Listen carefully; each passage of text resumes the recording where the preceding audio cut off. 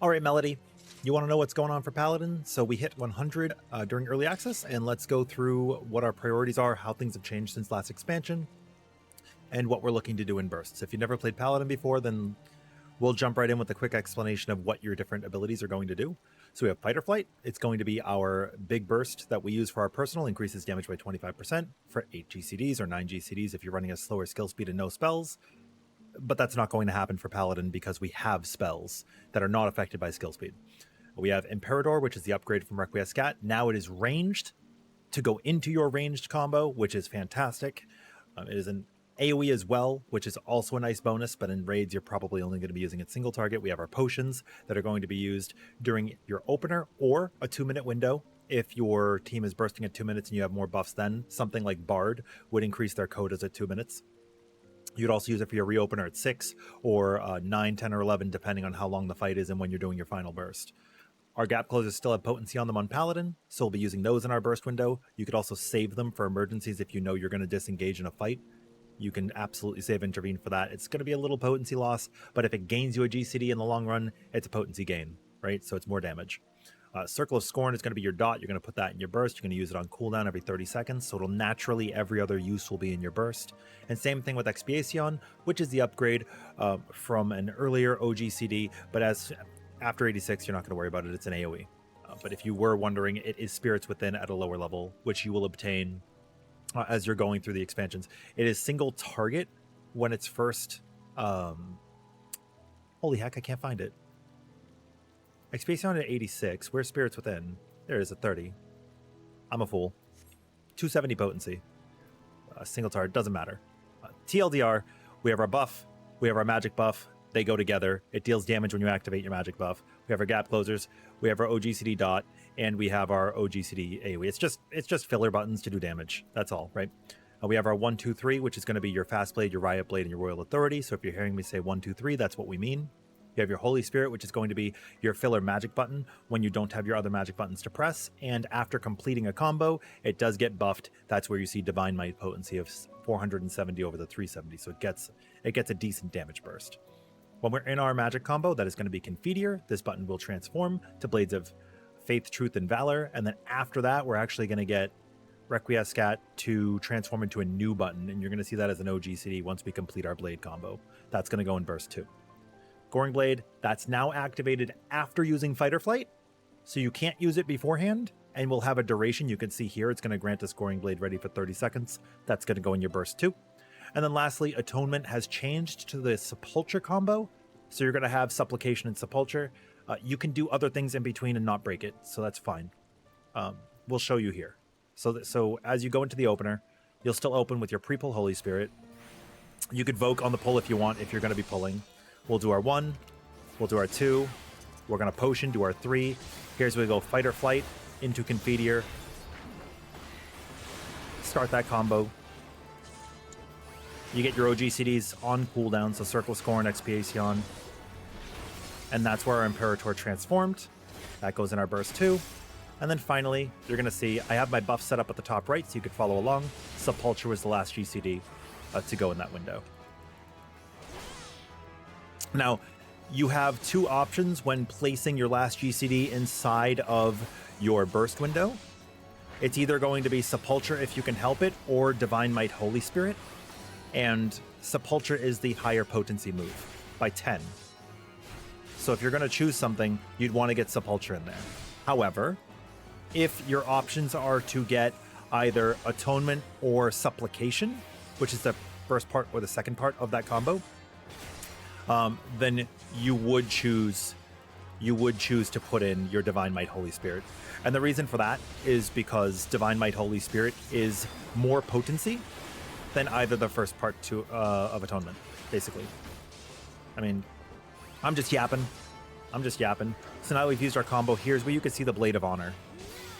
1,000 potency. 1,000 potency. That's huge. That's really big. So you make sure you want to get that in your burst too. We'll highlight the tooltips once we go into the next Atonement so you can actually see the difference. So Atonement, there's Supplication at 460, and there's Sepulture finally at 480. with Divine Might Holy Spirit being 470. And that's the reason why you would put Sepulture over Holy Spirit, but Holy Spirit over those two. So as you're approaching your burst window, what you could do is you could prep the Royal Authority. Don't go into it. Get your Atonement going, get your Supplication going. This is an ideal window, and I'll show you why.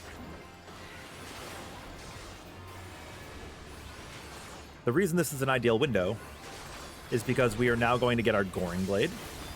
We're going to get our Sepulture, our Divine Might Holy Spirit,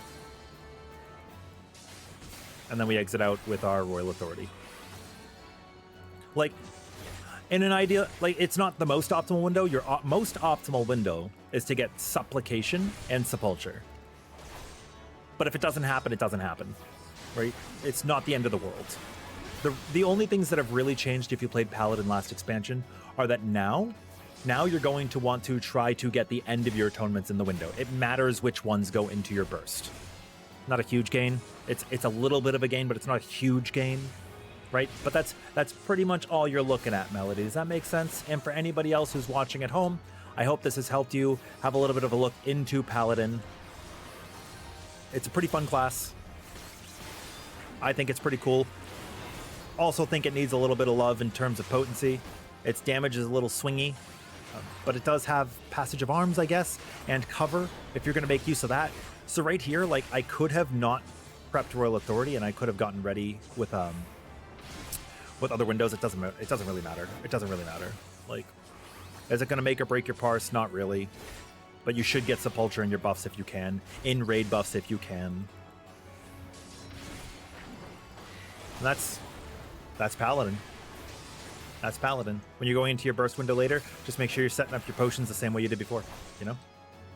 In terms of defensive cooldowns, what you might want to do is I will alternate putting Rampart with Bulwark and Guardian maybe by itself, unless you need to kitchen sink something. Kitchen sink, obviously meaning the act of putting all of your cooldowns together. And you want to put Holy Sheltron with as much as you can. But Guardian, absolutely awesome. It's the upgrade from our Sentinel, and it gives you 1,000 potency shield, 1,000 potency. So this window's great because we got the Supplication and we got the Sepulture. There's our ideal fight or flight, right? That's the top of the top, the cream of the crop, baby. That's the cream of the crop, baby. But yeah, in terms of defensives, you have a couple of different options. Divine Veil adds a heal, so if you're going to see multi-instance damage and you're in a raid, you could use that after the first hit if your party's good for the first hit, so that they get the little burst heal from it as well, help your healers out. Otherwise, what you might want to do, and you could also see here, using my 1-2-3 does not break the Sepulture combo, unlike Dark Knight, which will break their it will break their Torque Lever. It will absolutely break their Torque Lever. I don't like that. But yeah. So use Divine Veil on big hits. If you have single target big hits, that's better. If you're playing with a Dark Knight or a Gunbreaker, because they're Heart of Light and Dark Missionary, reverse those, are going to be magic mitigation over multiple hits. So if you have to choose and split things up, use it on the single target hit. On the single instance hit. Passage of Arms is great when your group's grouped up, but that's very rare. You can ask them. You can tell them in advance. Be like, "Hey, I'm going to use it on, this knockback or this meteor AOE." Other than that, reprisal. Talk with your co-tank. Make sure you're using that. Intervention's really good if you have to use it on an ally. Obviously, you can use Holy Sheltron and Intervention on both yourself and somebody else at the same time, provided you have 100 gauge. So that's a really, really good thing to keep in mind. And Hollow Ground, it doesn't have to be an oh shit button. You can also just use it if you plan it, right? It doesn't have to be an emergency button. You can plan around it. So if you know that you have cooldowns for one buster, and then you're going to be light on the next one, and then have nothing for the one after that or something, just dump. You can kitchen sink, Hollow Ground, kitchen sink, It'll be great. It is also worth it. It is also worth it to save your Divine Might Holy Spirit stack. Let's say you're in burst and you could just put the atonements in. This is the last piece of advice that I'm going to have for optimizing your damage when you're progressing on a Paladin, is that you can save your ranged procs for when you have to disengage from the boss, provided we have to. Now, I'm excited for this upcoming raid tier. I think we might have some downtime mechanics. I'm hoping we do, because then it'll make us actually have to think. And you could save these procs for those moments to get a little bit more uptime and close the gap on Paladin from other tanks, right? So if Paladin's doing a little bit less damage compared to the other tanks, it makes up for it in the moments where you have to disengage, because Paladin can work around it, right?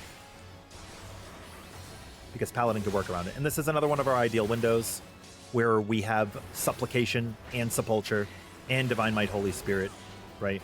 So you're going to see that right here. And here's our Supplication, and here's our Sepulture, and then we exit out of the fight or flight, right? And you could have used a potion at any one of these windows. Yeah, that's Paladin.